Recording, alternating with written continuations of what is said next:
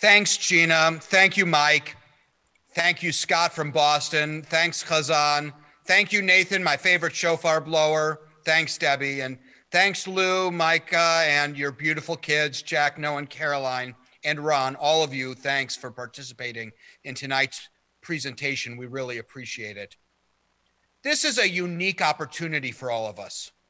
We have the chance to come together to create the space where babies will be named, where children will celebrate the cusp of adulthood with B'nai Mitzvah celebrations, where we will dance on Simchas Torah and cry at Yizkor. Before any of us were Jewishly conscious, there were individuals who came before us, and they built our Jewish spaces before we even came on the scene. Some names of those builders may still be familiar to us. Many of those names have been lost to history. For over a century, there have been brave individuals who took risks and knew that they wanted to create holy spaces for our synagogue, Beth Shalom, for our children, for our grandchildren, for the children and grandchildren of their friends. And they also created that space for other generations who would arrive anew in Kansas City that they couldn't imagine. We are continuing this legacy, and now it's our turn. Just like in 1929 and again in 1964, the role of the synagogue continues to meet new challenges. We have learned this more than ever during this most unusual year. But so many elements of life are changing, and at the same time, so many don't.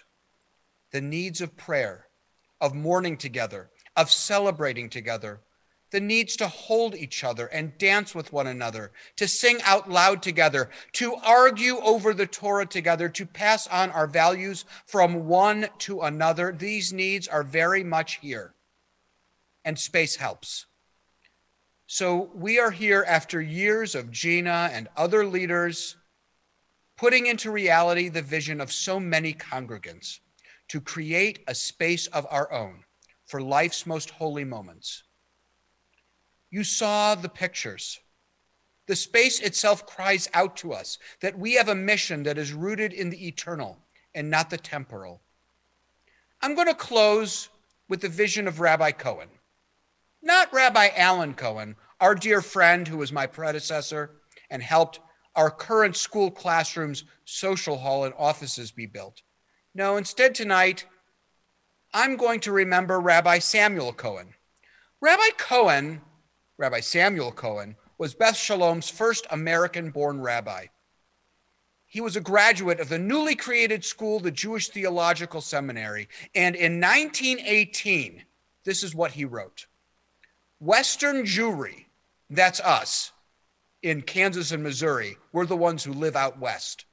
Western Jewry is breathing a purer and freer air that will go from strength to strength, flourishing, developing until it will become spiritually what it is now only geographically, the center of Jewish life in this country. I pray that we have the courage and the strength of spirit to continue Rabbi Cohen's vision even more than a century later. I want to tell you a story. There was a community in Eastern Europe that built a new wooden synagogue for their congregation. It took so many weeks and months of artisans working 6 days a week, and the time came for the grand opening of the synagogue. The entire congregation walked in, and the president of the synagogue said to the rabbi, "There's a mistake in this building. There aren't any lights." The rabbi replied, "Look at the walls. Look up toward the ceiling. There are hooks. When you come into the synagogue, everybody needs to bring with them a lantern or a torch when they walk to shul. You must bring the light each week." And so, my friends, I invite you tonight, please, help us build this sacred space. And when it is finished, I invite you to bring your bodies and your souls, your voices and your prayers, and that will be the light inside this sacred space.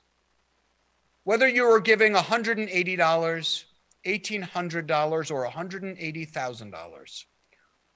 We want every gift to be a gift of the heart, a nitivat lev, so that we can walk in together and say, together, we made a space for God to dwell amongst us.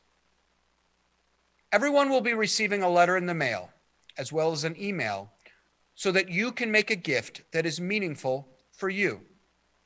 This is not an assessment, but it is a request. And I want to share that you can actually make a very meaningful gift for less than what you might think. For example, if someone wants to make an $1,800 gift, if you spread this out over 3 years, it can be $50 a month. And if you wanted to give $3,600, just increase that by $10, but add 2 more years. So for $60 a month for 5 years, you've donated $3,600. It's the cost of a few lattes a week, and you are a builder on this project. For many families in our community, this is already the largest pledge that they've ever made to tzedakah. Families have dug deep to make this happen. Quite frankly, there has never been a better time to make a meaningful charitable gift. Creating a sanctuary is a once-in-a-generation opportunity, and helping create truly an architectural work of art may be a once-in-a-lifetime experience. And with a generous Soslan Family Challenge grant, our gifts will go further than ever before. So thank you to the entire Soslan family for inspiring us to make ourselves a spiritual home. Annie and I and our family, we are also giving to this project. And I hope that you will join us in building a sanctuary so that God can dwell amongst us. I want to thank everybody for taking time out of your schedules to be with us tonight. And I'm going to turn this over to Jason Krakow, the president of our congregation, for a special message.